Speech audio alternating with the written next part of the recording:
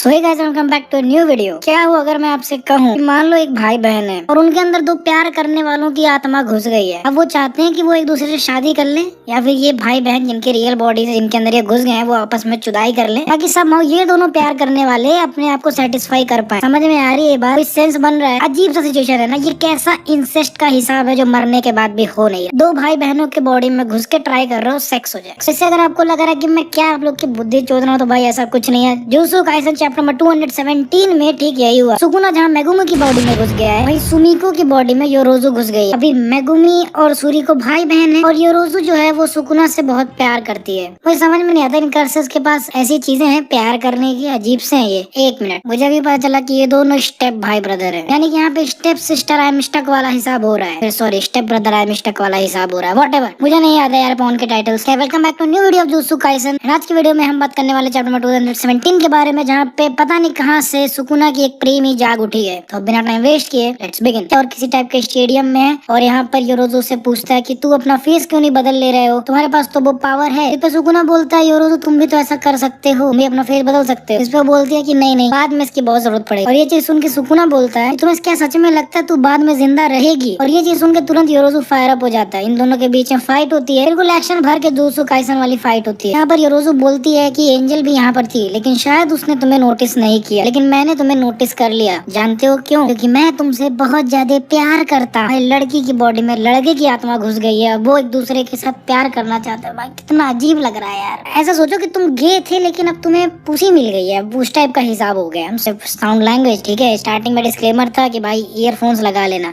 योरोजु इसके आगे बोलता है, या मतलब बोलती है कि जितना भी हेट और ये सारे काम ये लोग करते हैं, इसका मतलब ये नहीं है कि ये लोग प्यार के ऊपर कदम रख सकते हैं। हम कितने भी गलत काम कर ले, हम कितना भी हेट कर ले, इसका मतलब ये नहीं है कि प्यार खत्म हो सकता है। मैं वो हूँ जो तुम्हें अपने हाथों से मारना चाहती हूँ, मैं वो हूँ जो तुम्हारे हाथों से मरना चाहती हूँ, लेकिन अगर हमारी लड़ाई के बाद तुम जिंदा बच गए तो बताओ सुकुना तुम मुझे क्या दोगे? मैं होता सुकुना की जगह तुम्हें बोलता लवड़ा ले ले। सुकुना यहाँ पर बोलता है सब कुछ। सुकुना यहाँ पर अपना सब कुछ देने को तैयार है। मतलब फाइनली योरोजु को वो मिल जाएगा जो उसे चाहिए। यहाँ पर सुकुना फिर भी थोड़ा सा उसको बोलता है एक चीज बता, अगर मैं हार गया तो इसका मतलब मैं मर ही गया ना, और इससे कोई फर्क नहीं पड़ता कि आखिर तू मेरे शरीर के साथ क्या करो मरने के बाद। इस पे योरोजु बोलता है क्या इसका मतलब मैं तुम्हारी बॉडी से शादी कर सकती हूँ? और उस पे सुकुना बोलता है हाँ, जो मन करे तुम वो कर लो। मेरे को समझ में नहीं आ रहा इनका स्पिरिट्स को शादी करनी है और पता नहीं क्या क्या करना है एक दूसरे के साथ, लेकिन इन्हें खुद भी एक चीज नहीं समझ में आ रही है कि मरने के बाद ऑब्वियसली तुम उसके साथ कुछ नहीं कर सकते, खड़ा नहीं होता उसके बाद, मतलब इंसान नहीं खड़ा होता। और ये चीज सुन के अचानक से सुमिकी की मोटिवेशन छप्पड़ फाड़ देती है और वो सुकुना से चिल्ला कर बोलती है कि मैं तुम्हारी सच्ची वाइफ बनूंगी और मैं किसी और औरत को तुम्हारी जिंदगी में नहीं आने दूंगी। मैं हमारी शादी के लिए 3 गाँव डिस्ट्रॉय कर दूंगी, एक बाइंडिंग वाव बनेगा और हर गाँव से सबसे हैंडसम बच्चे का सर काट के मैं लटकाऊंगी। इसके बाद सुमिकी आके सुकुना को हक कर लेती है और पूछती है क्या हुआ, क्या उरामे जिंदा हो गई है वापस से? मैं उससे खाना बनवाऊंगी हमारे शादी के लिए। और खाने में भी वो क्या बनवाएगी जरा सा गेस करो?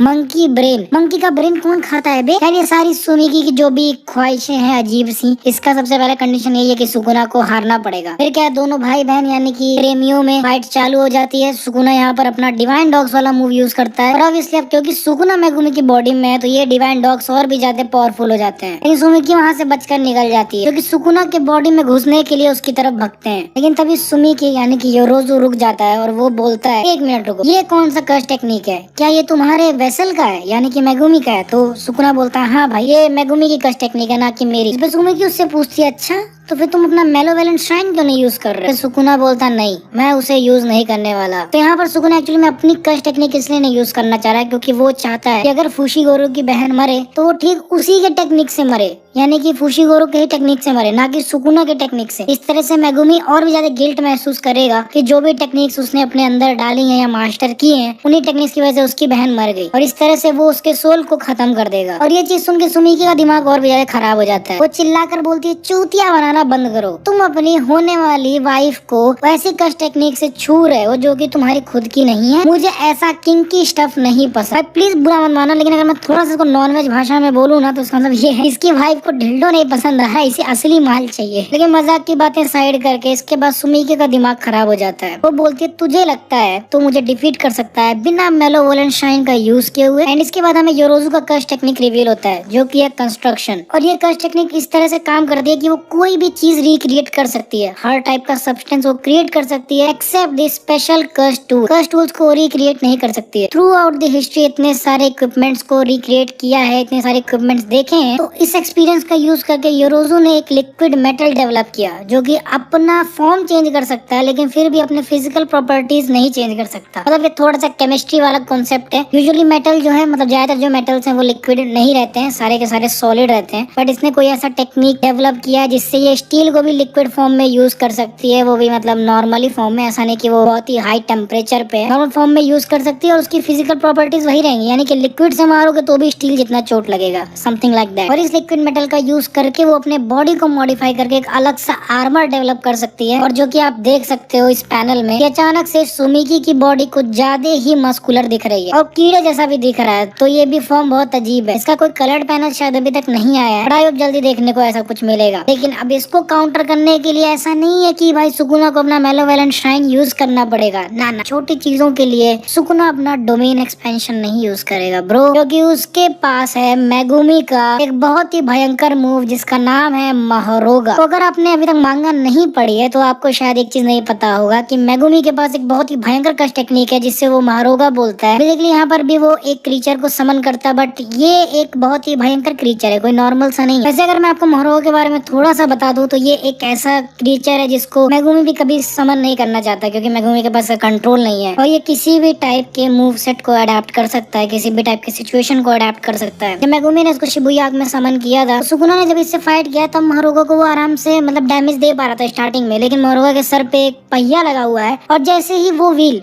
बस थोड़ा सा टर्न हुआ, उसने सुकुना को इतना जोर से मारा कि सुकुना पता नहीं कितने बिल्डिंगों पार जाके गिरा। ये महरोगा एक रियल डील है और इसी वजह से सुकुना मेगुमी को बचाया और वो मेगुमी को बहुत ज्यादा इसीलिए पसंद भी करता है, क्योंकि मेगुमी के पास ही पावर है इसको समन करने की। और फाइनली वो इसके बॉडी में आ गया है तो उसका काफी हद तक जो प्लान है वो कंप्लीट हो गया है। एक बार अगर आप महरोगा को समन कर दो उसको डिफीट करना बहुत ही मुश्किल है, क्योंकि आपको दो ऐसे अलग अलग अटैक्स करने पड़ेंगे, मतलब इतने अलग अलग काफी सारे, दो से भी ज्यादा अटैक करने पड़ेंगे कि तुम इसे डिफीट कर पाओ। अगर तुमने कोई भी अटैक रिपीट किया तो महरोगा उसे बहुत ही आराम से काउंटर कर सकता है। इसलिए सुकुना ही इतना पावरफुल था जिसने पहले मेलोवेलेंट श्राइन यूज किया था उसको डिफीट करने के लिए, एंड उसके बाद कोई एक बहुत ही पावरफुल फ्लेमिंग एरो यूज किया था जिससे वो उसको जला पाया। तो सुकुना के अलावा और कोई इतना पावरफुल अभी तक नहीं है, हो सकता है गोजो सेंसे हो, but we still don't know. तो सुकुना फाइनली इस बॉडी में आ चुका है और उसकी लास्ट लाइन यही रहती है, परफेक्ट, अब टाइम है महरोगा को टेस्ट ड्राइव देने का। और इसी के साथ चैप्टर नंबर 217 खत्म। तो कहता है आपको ये वाली मांगा पसंद आई होगी, बहुत ही अजीब सा चला jutsu Kaisen, but actually I am interested कि महरोगा का टेस्ट ड्राइव किस तरह से होने वाला और क्या सुमिकी सच में मर जाएगी। And I actually want to see क्या कि मेगुमी आगे क्या करता है। वो सुकुना के अंदर तो फंसा हुआ है एंड ऑल्दो वो ऐसे ही अजीब से खून के नदी में नहा के निकला है, but still I don't think कि मेगुमी की आत्मा इतनी जल्दी टूट जाएगी अंदर से। तो स्टिल